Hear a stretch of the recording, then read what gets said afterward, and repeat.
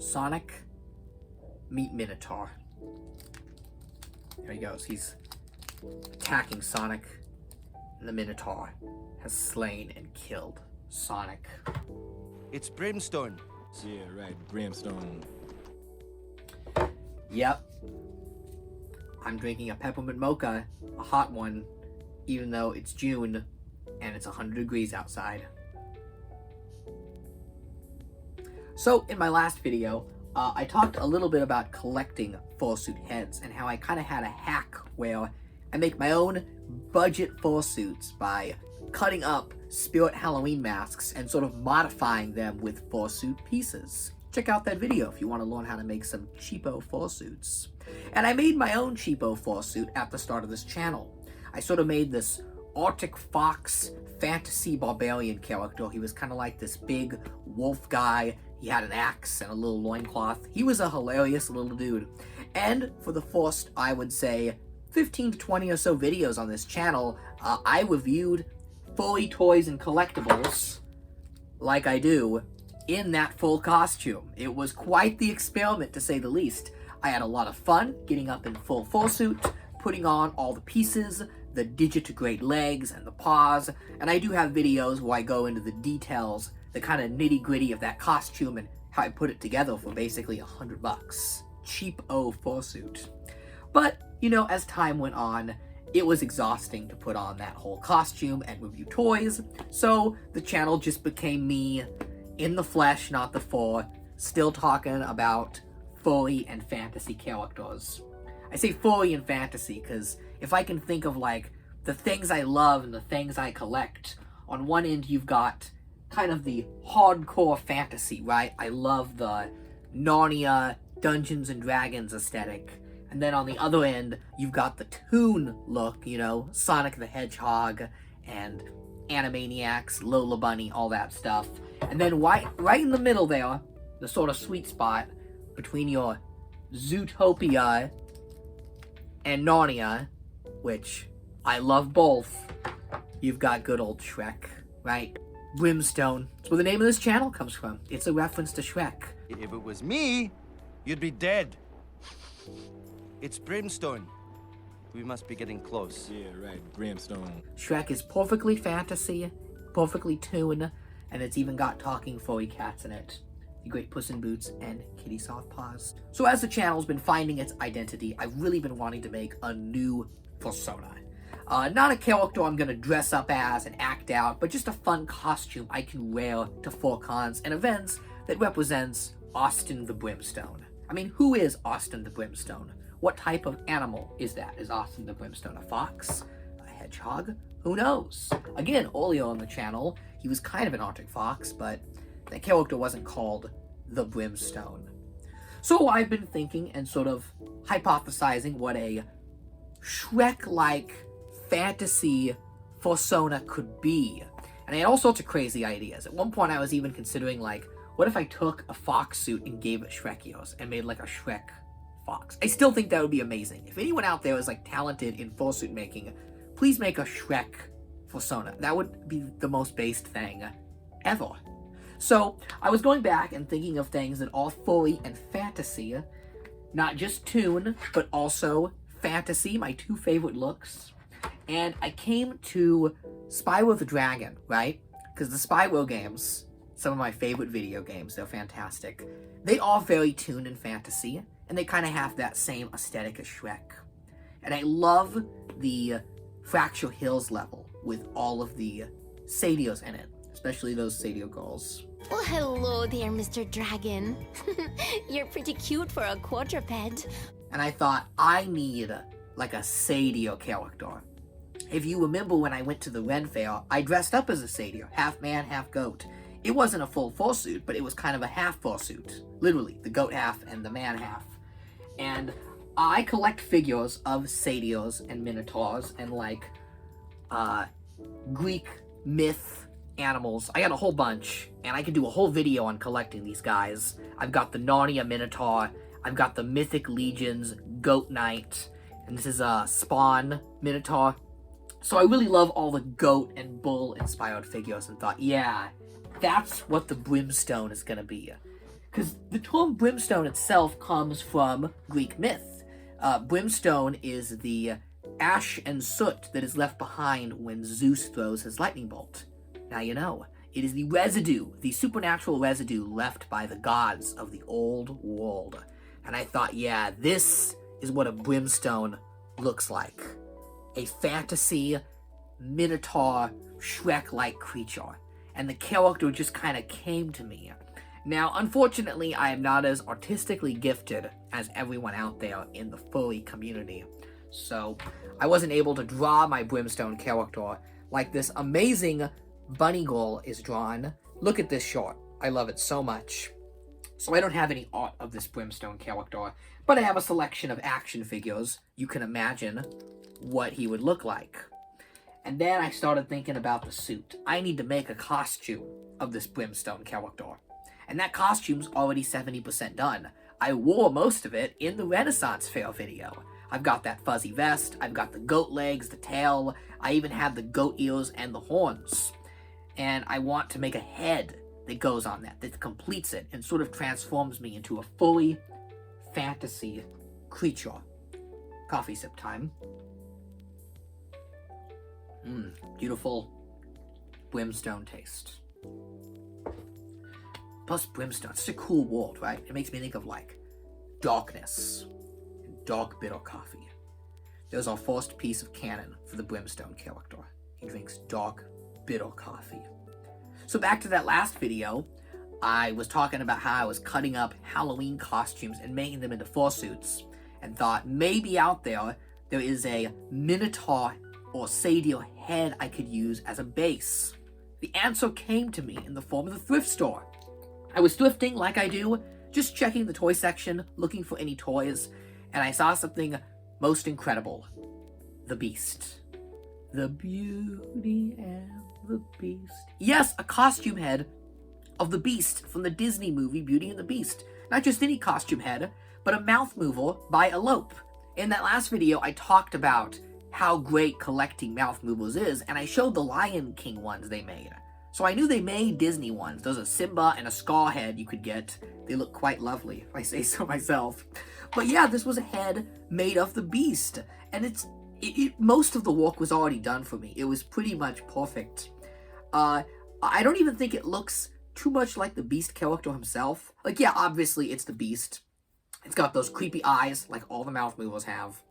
But just the way they put it into a small form factor and shrunk down his features, it was kind of a puny looking Beast head. But it was the perfect base and perfect template for me to make my own Minotaur satyr forehead. So the first thing I did was I took those creepy eyes. Here they are. Those creepy plastic eyes that stare into your soul, and I cut those right out with scissors. And I bought some of my own fursuit eyes off of an independent creator on Etsy. Always support your local fursuit maker and buy fursuit eyes off of Etsy. They're amazing. They're literally like $8 and they're high quality. Mesh, you can see through one side perfectly. So I stuck those mesh eyes right in there. And I thought, shoot, the work's already done for me. It's pretty much done. But then looking back at that Renaissance video, I had those awesome goat ears and horns and thought, well, that should be consistent. Those horns and ears should carry over to that character. Maybe he can transform and have like a human form and a beast form, right? And they should share the same ears. So what I did was I bought a second one of these headsets. You can buy these on eBay for 20 bucks. These are the satyr ears and head from Elope. I know, I'm an Elope simp, what can I say? They make good product for fursuit making. So I bought a second set of Elope satyr ears and horns, and I took them off the headband, and I stuck them on the beast head. And I thought this was going to require, like, making a tinfoil base and having to glue these on, and it ended up being way easier than I thought. Since the beast already has his own horns and ears, that of the beast from Beauty and the Beast, all I had to do was literally pop these off, cut a hole through them, and slip them right in. And they went right in the beast head with no trouble at all.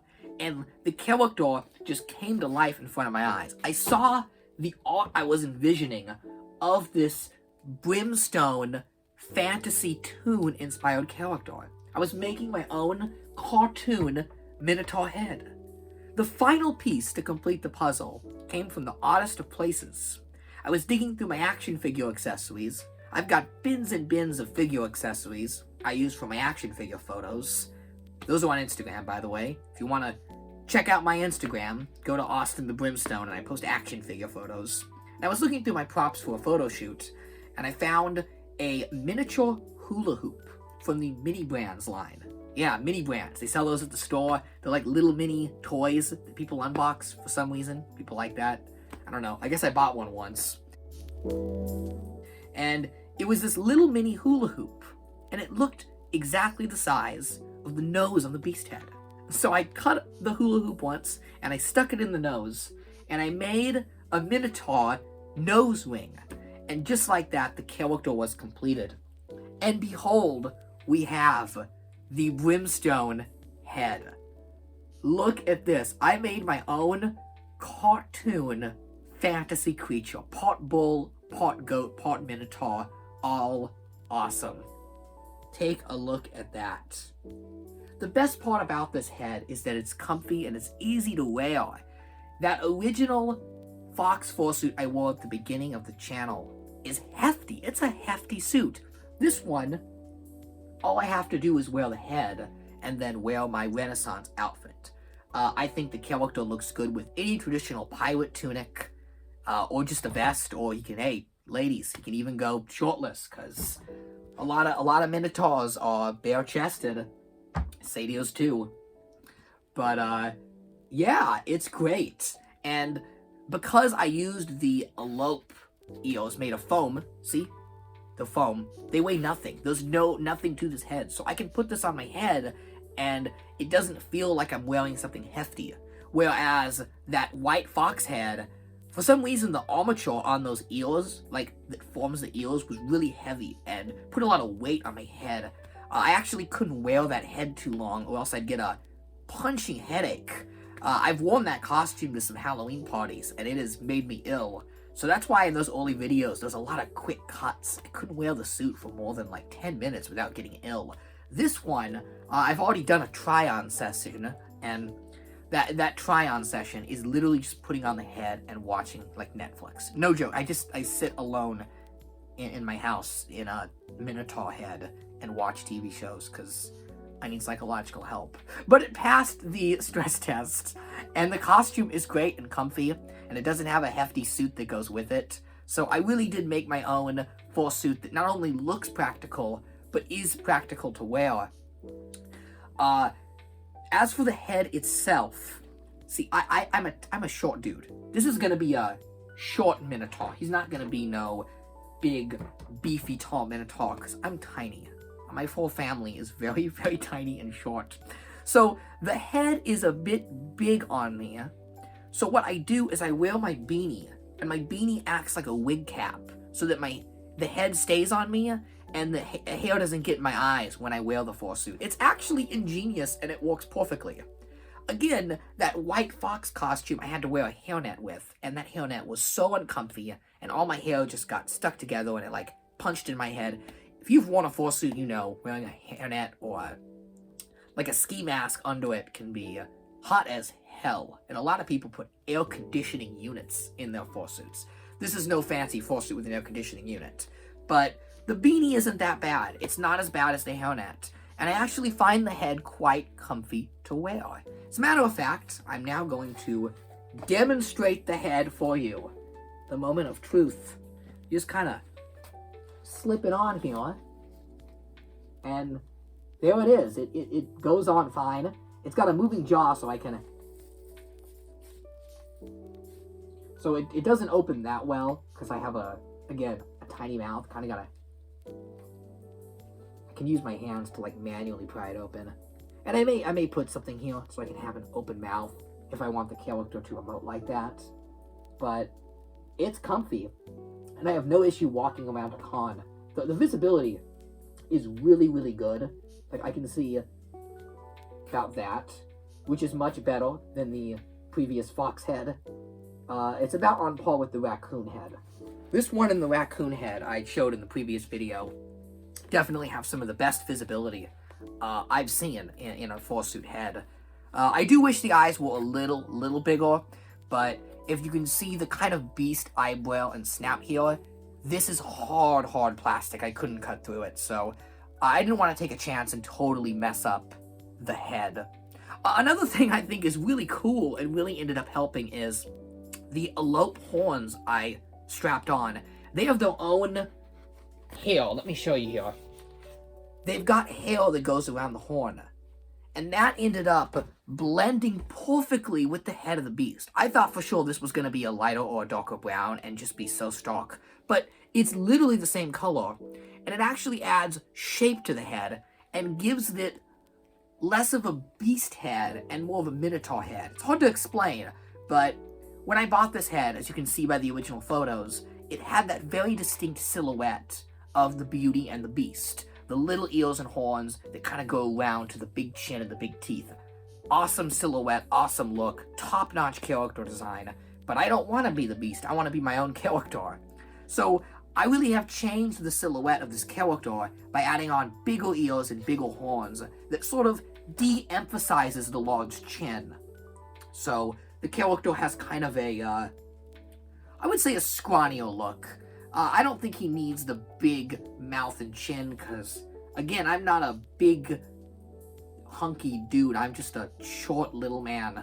A short, tiny man. A goat man. And this character, I think, fits me perfectly. So I'm really happy with how this came out. And come on, the hula hoop nose ring is adorable. Like, this is a mini brand. I just stuffed in there. And none of this is even held together by glue. The eyes, I just taped in. And the ears and horns I just stuck on. Same with this. So I can't wait to wear this to a convention or event and see how it holds up. I think it'll do really well, and I think it'll be a hit. There are so many different ways I can mix and match this and put it with different outfits to showcase a cool Renaissance character. And that is going to be my next video. So stay tuned. And the fashion show, the Minotaur Sadio fashion show is coming, and you will see all the different ways I can style this cool head with my Renaissance gear. So yeah, I'm excited to wear this character.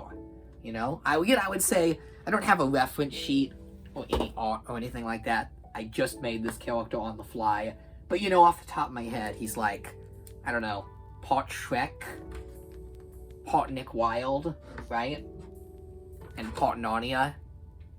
Because Narnia is awesome, okay?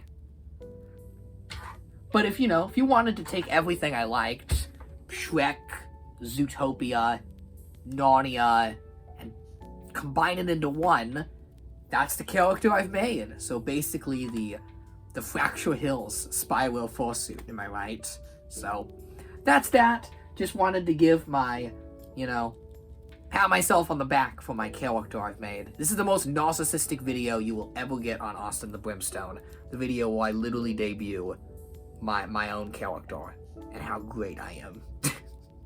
But in all seriousness, if you do want to make your own furry character, there's no rules. You don't have to have a several $1,000 fursuit. This is proof of it. I've done it twice on this channel now. I've wanted to make a fursuit so bad, don't have the funds, I spend them all on action figures, and instead, I thrifted my own fursuit. I literally made it out of pieces from the thrift store.